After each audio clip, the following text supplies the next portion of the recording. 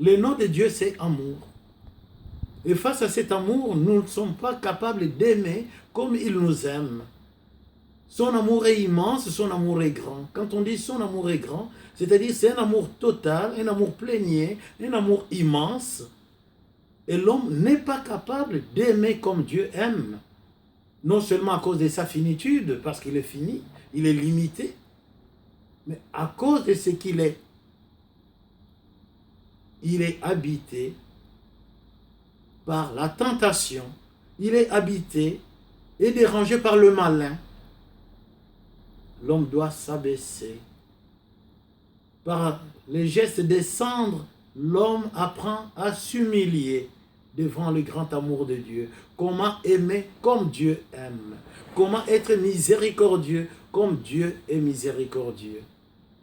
Et ce Dieu miséricordieux qui se donne totalement à travers ce rite se manifeste encore dans la vie de l'homme, donne l'occasion à l'homme d'approcher les sacrements de la réconciliation, la pénitence. Je suis humble, je vais recevoir le sacrement de la pénitence où Dieu va me purifier, il va m'embrasser sans me juger. Il ne juge pas nos péchés.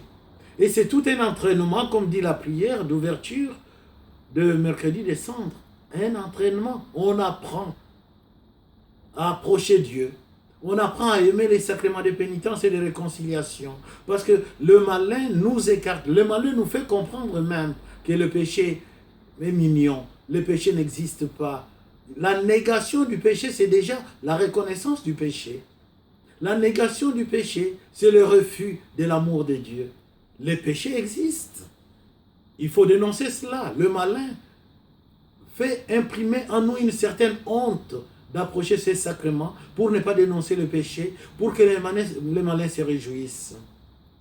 Et pendant 40 jours, notre entraînement, c'est entrer dans ce mystère d'humilité, comme la Vierge Marie, qui nous accompagne pendant les 40 jours, qui sera sur le chemin de la croix, pour nous dire, l'humble servante de Dieu, que Dieu a choisi, nous apprend à marcher dans l'humilité pendant 40 jours.